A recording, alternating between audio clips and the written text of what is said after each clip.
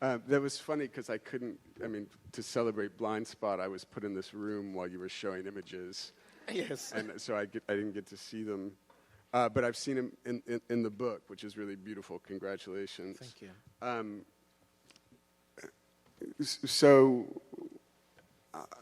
One thing I noticed about the book is that there are very few human figures in it. I mean, there are human figures, but there are very few faces. Yeah. Because the majority of people who are photographed have their back turned towards the camera. And even when faces appear, they tend to be second-order representations. It tends to be a photograph of someone's face in an advertisement on a bus, right. or the face of someone in a portrait that's in a room that you photographed. Right. And yet I felt throughout the entire book like the face was a kind of present absence. And so I thought we could start by talking about the paucity of faces, like why you avoid or resist faces. Faces are so powerful as bearers of psychological states, of emotional states, that they're kind of fissile, they're radioactive, and so you have to use them very carefully. Otherwise, you end up sort of dispersing this emotional energy in an uncontrolled way. So that's one reason it was, sort of the power of faces. Just today I was reading something Julian Barnes wrote about Lucian Freud. And Barnes' observation was that, all the genitals in Freud also, they're as different as the faces. But Barnes sort of noticed that variety of genitals does not actually necessarily advance any kind of narrative, I mean, this one's circumcised, this one's not. This one's kind of floppy, this one is small. Faces is really where my book does not contain very few faces. I'm trying to remember now, almost no genitals. No genitals. But I mean, just decreased your book sales. I know. Oh well. Yeah. But faces are really one of the places where we locate meaning. And so for me in this book, it was very much a kind of withholding. So I have that series of pictures where there are people there and they're turned away. And I just wanted to think about that. So that at the very end, that image that you did not see, but they did, it's the last image in the book. Yeah. And he's looking directly out, but he's not even looking at you. He's not looking at the viewer. He's in this in-between place. He's looking, it's like 1,000-yard stare. So, I mean, that, you showed both images, right? I did, yeah. Yeah, it's a really powerful moment in the book for a variety of reasons. There's like a lot of return with a difference in the book, a kind of repetition that emphasizes the degree to which repetition is never pure repetition. Right. I think you even talk about that somewhere. Yeah.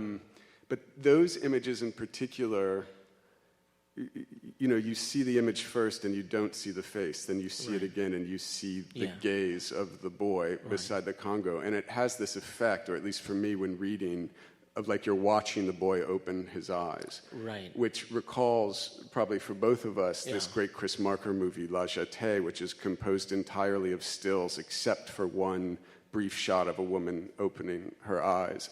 And I want to use that as an excuse to ask you about stillness and motion in the book. That is to say, on the one hand, you're looking at still images. On the other hand, there's montage. There's the movement across images in time. And I just wonder if you could say something about how you imagine, as a writer and as a photographer, the syntax of the images. Part of what's going to happen tonight is because, as you all know, Ben is a great reader of images, actually, one of the best that we have. So he's going to end up saying things where I'm going to nod as if I've always thought about that. Meanwhile, it's the first time I'm hearing it. It makes so much sense, that thing about La Jetée. And as you know, we're both huge partisans of Chris Marker. It never occurred to me. There's that moment in the film. The film is literally just stills. And then there's like a few seconds right in the middle of the film, near the end of the film, where we're looking at the still photo, and then she blinks. And you just freak out. You're like, whoa, thought I was watching a slideshow, Yeah, is this a JPEG or a GIF? What's going on? He has a series of JPEGs, and he has a GIF in the middle, And I never thought about that, even though I will readily admit that the presiding spirit over this book is Chris Marker in another film, Sans Soleil. But what it helps me understand is the continuity between his work, because La Jetée is still images and voiceover. They happen to be black and white images, and they happen to be strongly narrative. Sans Soleil is non-narrative, moving color images with voiceover. And for me, Blind Spot is somewhere in between the two. What I find miraculous when you think about still versus moving images is that still photography is still a thing. You would think we would be done by now, The fact that early in the 20th century, Ajay put his photos into a book you could sort of like flip through. So that technology already exists. And there were already picture albums in the 19th century. So we're dealing with a particular technology, which is a sequence of photos in a book, which is already 150 years old. And yet, hopefully, people are going to buy this book tonight and still be into that concept. It's not singing and dancing. It has no soundtrack. The images are not moving. Even though everyone in here has in their pocket a device on which they could screen Apocalypse Now and just like have their minds blown by, you could watch No Country for Old Men right here on your cell phone. And yet there's still that thing of sitting with a still image and turning the page. I don't think we're born with it, but we're certainly acculturated to appreciating limits. I talk about Blind Spot as a kind of documentary film, but I think this might be its ideal form in a book that is speaking to the idea of a documentary film. I don't think it necessarily needs to have footage. Because then, that moment where you turn that page and the boy's eyes are open, then fires the imagination in a different way. Yeah. I wonder if you could say something, too, about the relationship between the syntax. I swear I know other words than syntax. Yeah, that's all right. But the order of, the unfolding, the process. One of the things that's amazing about Sans Soleil is like the rhythm of the editing. And one of the things that's really great about this book is the patience of its unfolding in time as the reader, participates in the codex form. And I wonder if you could say something about, the relationship between the syntax of the images and your syntax, but in your prose, which I feel like there's a parallel, that there's a patience in your sentences that is different from, but related to the patience of looking and the unfolding of the images across pages. I think ultimately it's a kind of falling in love with the idea of montage, right? So when did that come into filmmaking? Maybe in the 30s or something. It was probably the Russians. They invented everything. How do we feel about the Russians? Russian filmmaking innovations, and certainly by the time of Tarkovsky, it becomes this amazing tool. You put footage right next to footage with which it has no obvious relationship. And you're just saying, trust me, because this footage and this footage are seeded with the psychological cues that will make them make sense at length. So the idea of juxtapositions that are not obvious, particularly in something like The Mirror. He uses it in all his films, but you'll be in someone's house, they're having a conversation, it's in color, and then suddenly you cut to like archival footage of World War II. And it's such a powerful effect. Number one, it's exhilarating because you think, wow, he's really free. But then cumulatively over the course of the film, he's taking you on this journey that straight narration could not do. Poets do it all the time. What's the next poem? An unrelated one that is secretly related. And then people who do photo books do it all the time, right? It's the, and that's the next one. It makes sense and it doesn't make sense. How did you arrive there? Novelists don't do it so much because they're under the pressure of sense making, of forward motion. And for me, montage is much more about patterning, about flow. And this is what's great about Sans Soleil. In that way, it's actually similar to a film made the same year, Koyaanisqatsi by Jeffrey Riggio, with that soundtrack by Philip Glass. Koyaanisqatsi doesn't have a voiceover. The soundtrack acts like a voiceover.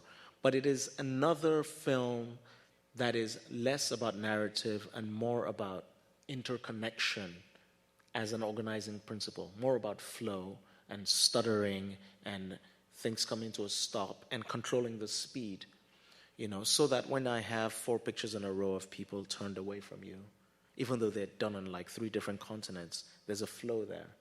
And then suddenly you have a lamp on the table, and then it moves it in a different direction. So, I was curious to try to make an argument of that kind on 2 parallel tracks. In a sense, the book is like 2 lyric essays that meet.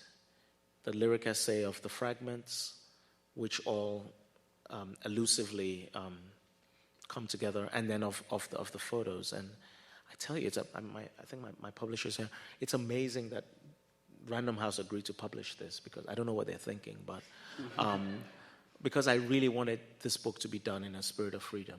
Yeah. So, yeah. Well, because the other thing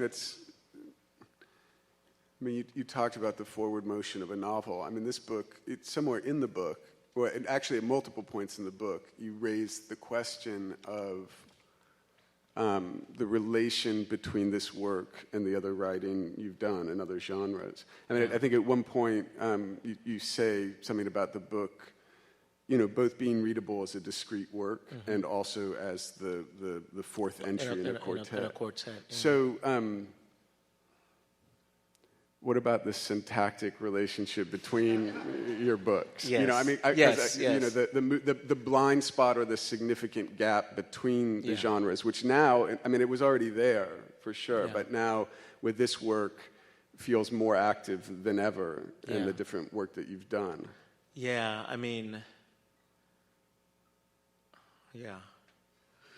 It's funny having him ask me a question about metafictional devices, because this is the man who wrote a novel about a young author who had to write a novel and was having So, by the way, I'll answer your question. But did you have this experience with A Torture Station where people were like, "That's not even a novel"? Oh yeah, where they say it doesn't have a plot. That's what they say about us. It doesn't have a plot. And it's not. Is that a real novel? I definitely had that. Like in the first few months of Open City, and it's amazing. Time heals all wounds. Everybody agrees Open City is a novel now, so I'm really happy. But the first 2 months, I was getting so much stick. They were like, "That's not even a novel," We don't do it that way. Well, now we do. I've been told, by the way, that the general rule is if somebody doesn't turn into a wizard, it's not a novel. Oh, is that right? That was your problem. Yes. And it's not a political situation unless you can analogize it to something that happened at Hogwarts, right? Have you guys seen that online where, somebody would just start like, "Oh my God, they're what are Muggles?" This must be the Slytherin. I don't know. Whatever. They go off into that J.K. Rowling language, and then finally somebody old and mature like ourselves, and maybe a little bit, obnoxious, shows up and says, "Guys, there are other books in the world. Not everything is a Harry Potter allegory." So anyway, they're wizards. The books are all wizards. My book is full of wizardry. You just have to buy it first, and then you really look closely. Between the four, I mean, I was thinking of the work of my friend Hisham Matar, who really keeps going back to this subject of disappearance, loss, Libya, the loss of his father, and thinking about how that country broke down. And this is like the third book, and he keeps approaching this from a different perspective, in fiction, in nonfiction. I mean, that's really a guy who has like a singular topic that he is creatively, intelligently worrying that subject. And for me, I feel like I have one subject but not one terrain. One of the things that really worries me is certainty. What are the limits of what we can know? How sure are we allowed to be about anything? And this book is the one that makes it really explicit. What is missing? I think the history of intellectual pursuit, especially in the Western sense, is of competing certainties. A white man shows up and says, "I'm sure," and then another white man shows up and says, "Are you sure?" "Because I'm sure." And it's like a history of "I'm sures," and I don't want to be sure, partly because of positionality. As a black guy, I can't afford to be sure, but it's also the liberation of not having to carry the burden of being objective. So, and I think that's a subject all through, that even when my narrator is performing a kind of objectivity, I have to undercut him with fragility that he might be aware of or not. So it's not, let's say in the essay collection, I'm writing this subject, about this photographer, and here's the final word. Very often I would like to talk about where I was when I saw it and how I felt about it in addition to the facts, and I want to offer a possible interpretation of what it might be doing, and that is, and by the way, that is not something that is foreclosed, of course, not to white guys, because a big part of learning that technique came from a man that this current book is dedicated to, John Berger. Maybe you could tell us a little bit about John and your connection with him. I know that he's someone we both love very much. I can't ever tell if people know. I feel like there are two categories of people. There are the kind of people who don't know John Berger's work, and then the people for whom he matters immensely. And right. So it's like really hard to know. Yeah. Like you're doing the wrong explanation either way. Right. Yeah, exactly. Don't Berger-splain to an audience that already knows him. He's most widely known for this thing called Ways of Seeing, which was this very accessible and one of kind of the first protracted arguments that, like history, there's that ideology determines how we see things, but artworks aren't reducible to ideology, and that looking at an artwork is both experiencing a sensual surface and also experiencing a class expression or a power relation. And he was a man of immense political commitment and whose work increasingly, always, but increasingly, combined text and image. Right. And I think, like with your book, also had a patience. I mean, it was an argument that you can't leave the technologies of sight to the admin. No. That you have to slow it down, and you have to think about the relation between text and image, thinking about both of those things as both made by individuals and also as refracting a really complicated cultural history. So I don't know. I mean, he never gave up on pleasure. That was the interesting thing. He was a Marxist. He understood sort of the ideology sort of roiling beneath the surface of anything we might be experiencing or looking at. And yet, he loved what was beautiful and what appealed beyond its material circumstances. He has that wonderful line that I'm going to, terrible thing, misquoting Berger, but that we're not, that the human is not reduced to material circumstances, but that, we dream like a dog in his basket of hares in the open field. you know, where the dog is just like dreaming of chasing hares across, you know, and that is what we are. We are sort of like dreaming awake, knowing that it's better than this. It's better than the material circumstances we face. I asked him about taking photos because for me, he was the greatest writer on photography and saw an inspiration in that direction as well. And he said he tried it briefly. He learned how to develop films, I think maybe back in the 70s or something. He took a few photos. And he found for him that making images ended up restricting what he would have wished to otherwise write. That not making images, he really was also into drawing, but that taking photographs, if he's at a scene and he takes a photo of it, that it sort of like shut down, it foreclosed possibilities for him. Yeah, and I thought that was interesting because, you know, I try to write about photography and politically and about scenes, but I'm also taking photographs at the same time, and I don't feel that the same thing. I don't feel that pressure. I feel like the doors remain open because the writing happens later anyway. But one of the interesting things about this book, I mean, in relation to Berger's work, is how politics is everywhere and nowhere, in the sense that you write about a kind of suspicion of the image's ability to capture political context. I mean, we write about that explicitly at a couple points. And I feel like that, but without that being, you know, some notion of art for art's sake or pure aestheticism. Instead, that being the idea that it's important to resist, resist the idea that any image could be total. Right. So, you know, I mean, you're talking complicated. You know, this is questions too big, like all the other ones, right? I mean, thinking about positionality, not being objective, etc.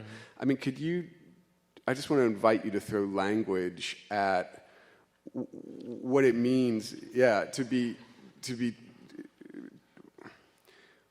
what it means to be taking photos and writing at a time when, you know, on the one hand we have a very serious fascist capture of the state. I mean, let's call it what it is. And then, and we also live at a time in which the image is so dominant, the kind of uncritical acceptance of the image is so dominant politically. How do you make or unmake images in that context? And you know, I think my go-to answer for that is with doubt, doubtfully, uncertainly, peripherally, and be skeptical of the claim that the image is making, you know. Photographs are so good at capturing what things look like that it becomes a kind of bamboozlement, you know. You've captured what it looks like, and you're like, now I know what it is. But actually you don't. You've only captured what it looks like. So, you know, Winogrand says, I photograph to see what things look like photographed. And that is interesting for its own sake. But I think I want to photograph to, if possible, to suggest what is not being photographed. I want a photograph to be a finger pointing to something that's not in the photograph. I want to, and maybe this is where maybe I'm close to John's attitude about taking pictures, right? Which is that I also want to disavow the power of the image I've made. Or rather, I want to disavow its authority. It can be powerful, possibly, with the voiceover in its own form, but it has to hint that there's more. There has to be something there, you know, that is more than what you're seeing. I sort of get worked up by a lot of photojournalism because of the claims it makes, when actually all we're looking at is a very pretty image of war, disaster, suffering, or happiness, but very often a one-dimensional, exhilarating image. I adore Cartier-Bresson, but it's no longer enough. What he has made are extraordinarily beautiful images, but it is not you go through the decisive moment, and it's a lesson in form. It's not a political lesson. It does not tell you a single thing about Indonesian politics or about the conditions of life there, really. What it does is give you a bunch of beautiful pictures of various places, including Indonesia. So now that I said out loud that we live in this moment of the uncritical acceptance of the image, I somehow feel like that's true, but then I'm also thinking like, no, but we also live in this moment where, if there are images of Trump getting pissed on by a prostitute or whatever in Russia or whatever, that he would just say like, no, it's not real. Right. So we also live in an era of this like fake, this idea that actually, in a very dangerous way. I mean, this used to be Absolutely. like emancipation, like we don't have to believe in the hegemon. But Right. now there's also this idea that images are just images, like in the general culture. Right. Anybody could have made it up. Right. I don't have to be. So what we're actually facing is a moment of weaponized prejudice. And so it still answers your point, which is critical response is actually not there. What we have is weaponized prejudice. And it's very interesting to me when it's happening on our side, And I look at it, and do you ever think, like, I should just do a book that's like Barth's mythologies? Because there's so much that needs reading that we see. There's so much propaganda that people just sort of like swallow whole. And what's really interesting to me is once there's evidence that it is not as it claims to be, what do people say? They're like, it was good though. Could be, nice meme. Or, people give some version of, doesn't matter because it was emotionally true to us. It confirmed what we thought, and therefore it's great. One that's been making the rounds this week is a painting of our recent president, Barack Obama, in the infamous tan suit. You remember that?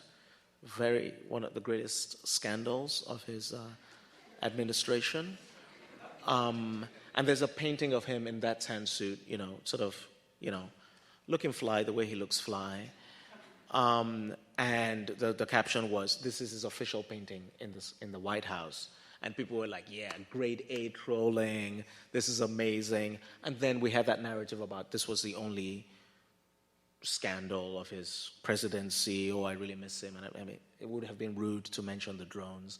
But there was this sort of like celebration of the ineffable coolness of the former commander-in-chief compared to the utter idiot who is holding that position now. And, then it very quickly emerged after maybe 25,000 retweets. People don't even play with small numbers anymore, It's like, it's not viral unless it's like 20,000 retweets these days. It's like within a few hours. And it emerges that this is not true at all. Somebody just made a painting of Obama and put it online and said, this is the official portrait in the White House. And it spread far and wide. And then the responses to that, which maybe reached a tiny fraction, the response was, well, it doesn't matter. It's a cool image, though. Yeah, And does it matter that people don't care? Does it matter that what we would consider just sort of like the habits of questioning, I feel like I have incredible radar for this. I look at it, I'm like, no, that's not real, which is like 90% of things, but, or that is probably partly real.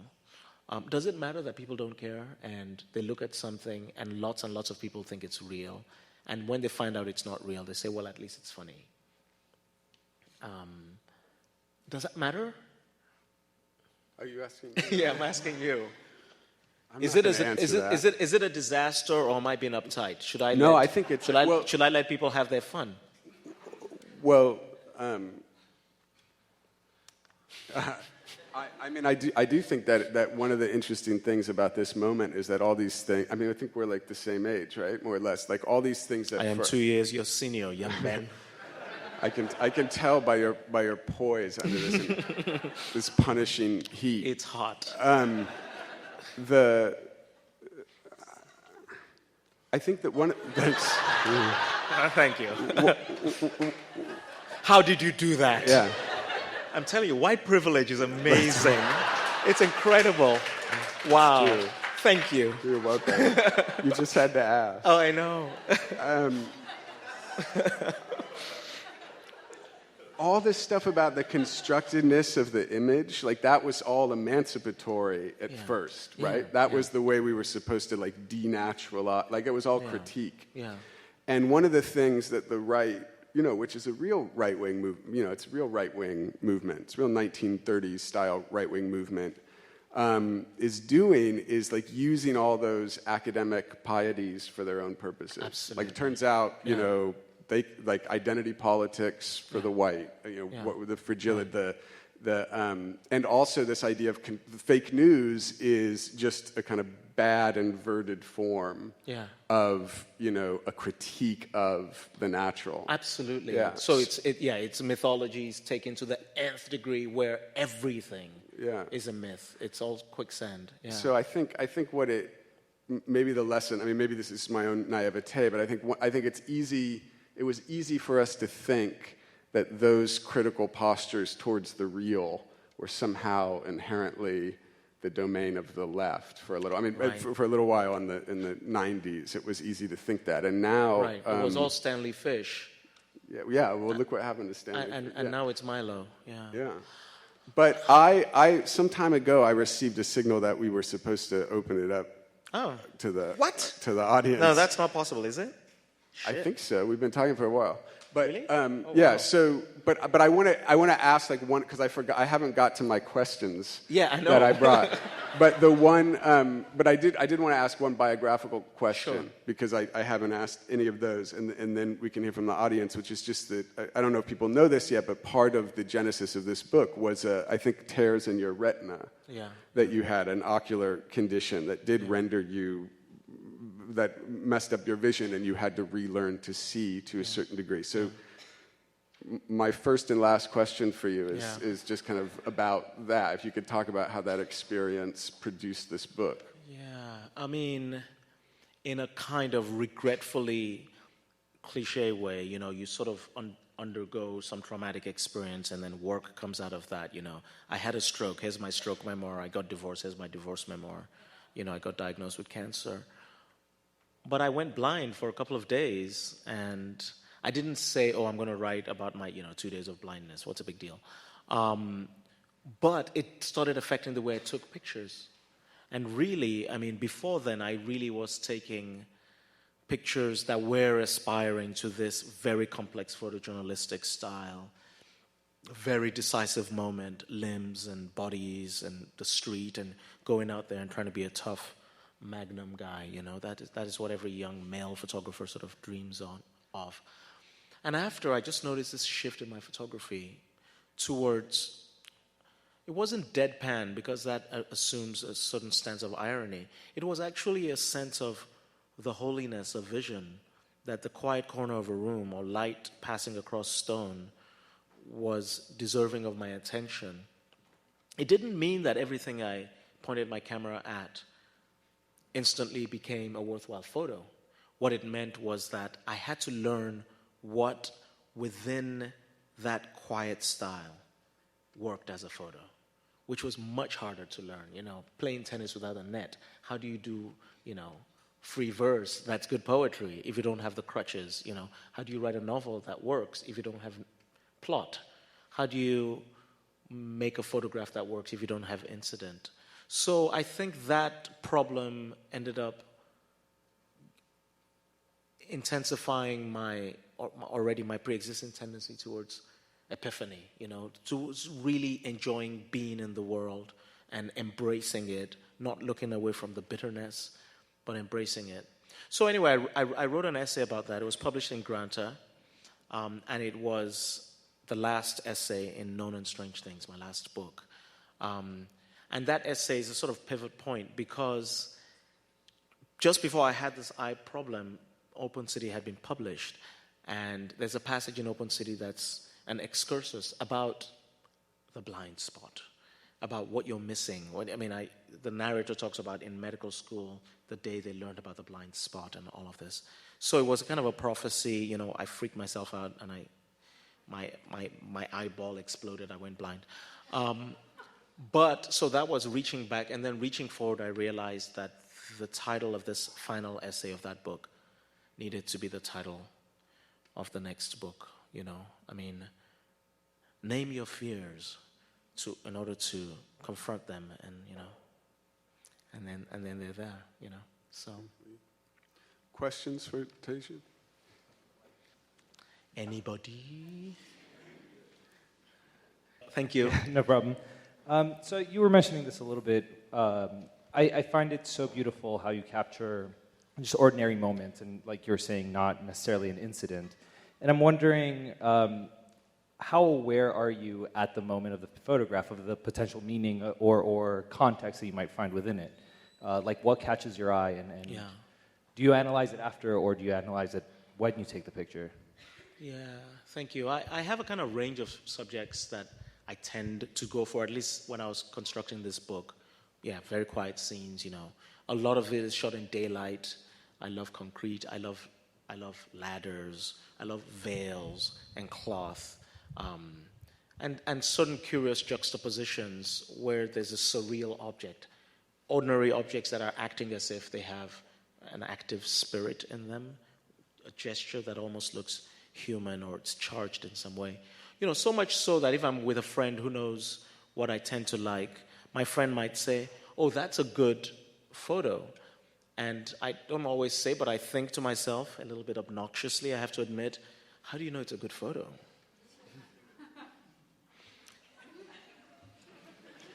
It's a potentially promising scene. That's all it is. I'm such a jerk. We missed our train. No, we didn't miss our train, because that wasn't our train. Terrible. Don't live with me. It's a nightmare. I'm working on myself. Anyway, it's not a photo. I take the picture because it's a potential photo. When I develop the film, it sometimes has a thing in it. Something about the exposure, the continuity of tone, the framing, the objects on the edge that you might not have seen, and then it works. As a photo, it goes into that archive bank. And then when you're sequencing the book, maybe you start out with 300 such photos, and then you find the 100 or 150 that might actually work for this book. So it's a very uncertain. I take a lot of things that are potential, but I actually never know until much later whether it works. So. Hi, thank you. I actually saw Ben Lerner give a talk about ekphrasis. You can raise the mic instead of. I don't usually talk into mics. Okay. Sorry. I was just wondering if, given that you have thought a lot about ekphrasis, if you've thought of the book at all as ekphrasis, or as what the directionality is kind of between the text and the image.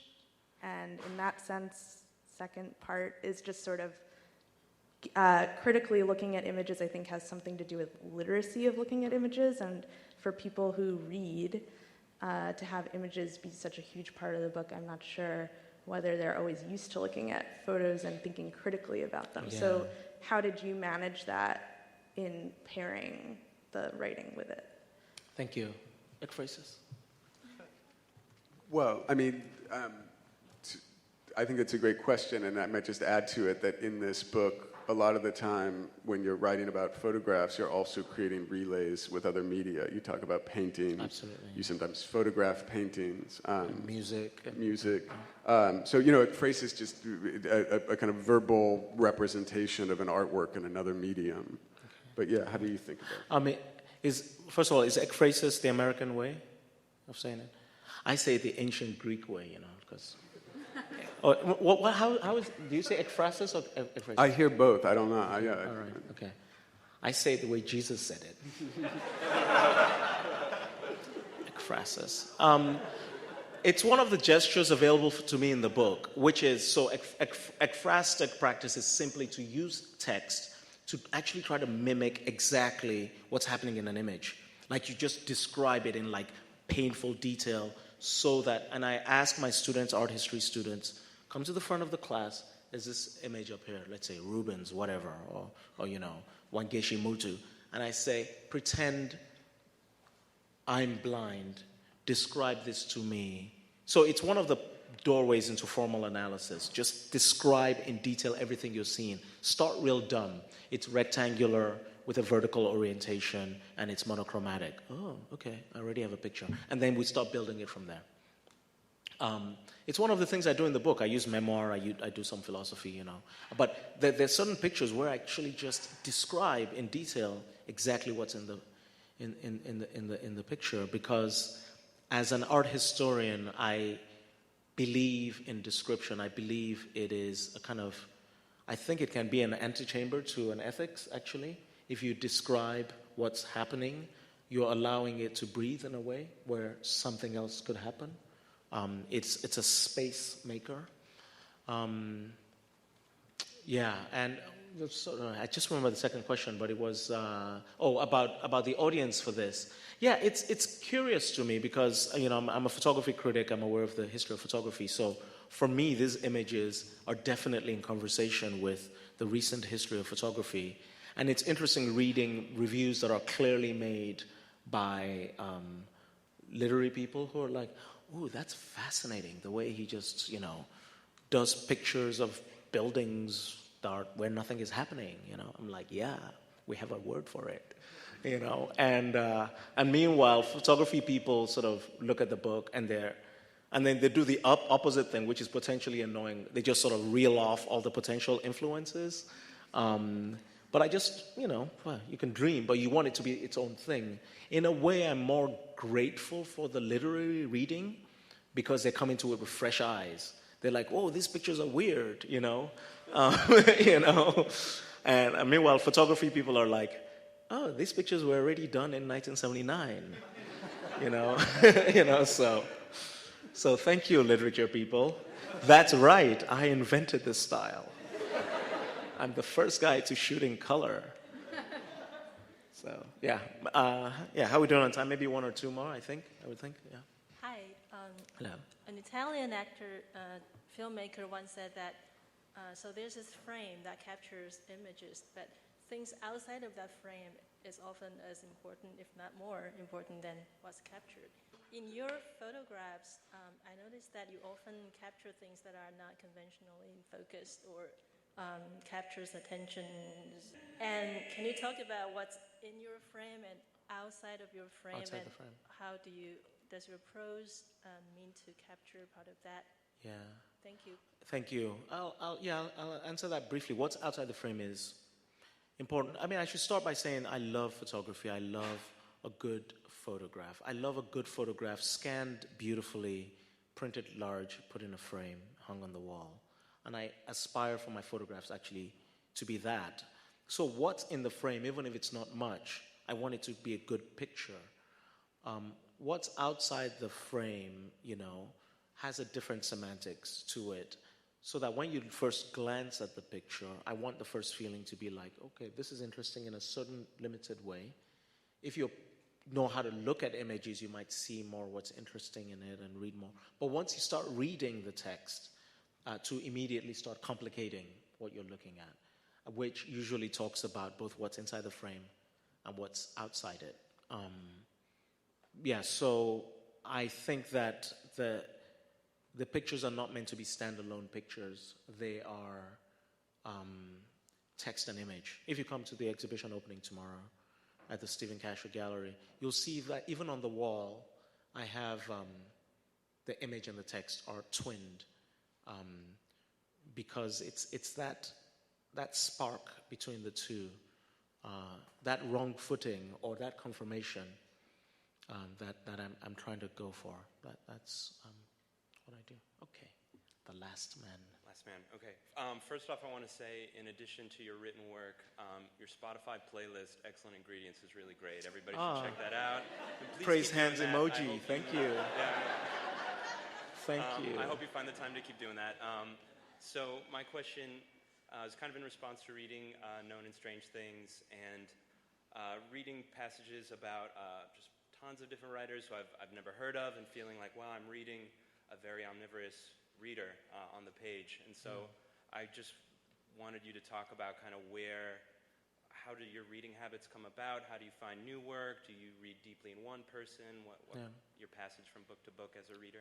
Yeah, I mean, that's a helpful question because, I mean, I think the wrong reaction if you're reading something like Known and Strange Things, which is almost 400 pages, is that, oh, this guy, like reads everything and knows everything. It, again, sort of trying to foreground the uncertainty of that is that this guy really just likes a whole bunch of specific things. And there's a whole bunch of things, like any other person, that he doesn't know,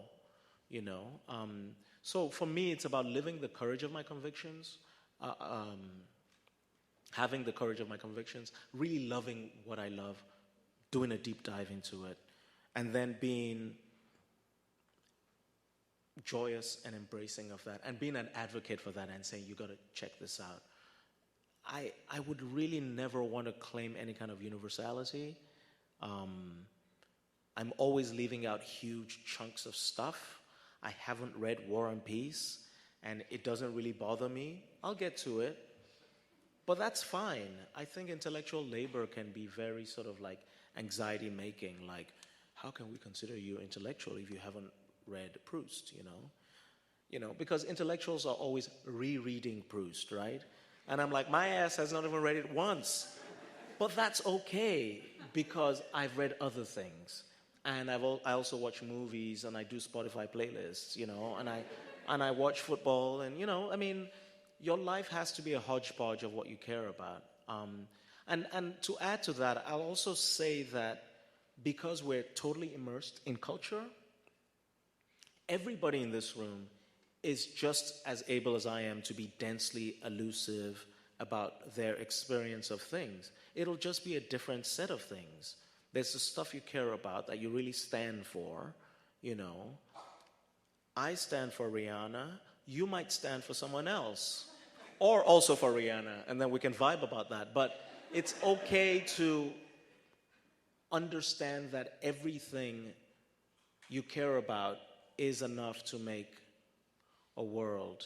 So part of my emphasis on subjectivity is to say that the self is enough because everything is coming into that self, that self needs to do its work with. And to immediately reject any anxiety that anybody tries to bring on me, like, oh, are you sufficiently expert in this? I don't have to be. I just have to be a human being experiencing something, And on that very pastoral note, we're done. We're done. Thank you.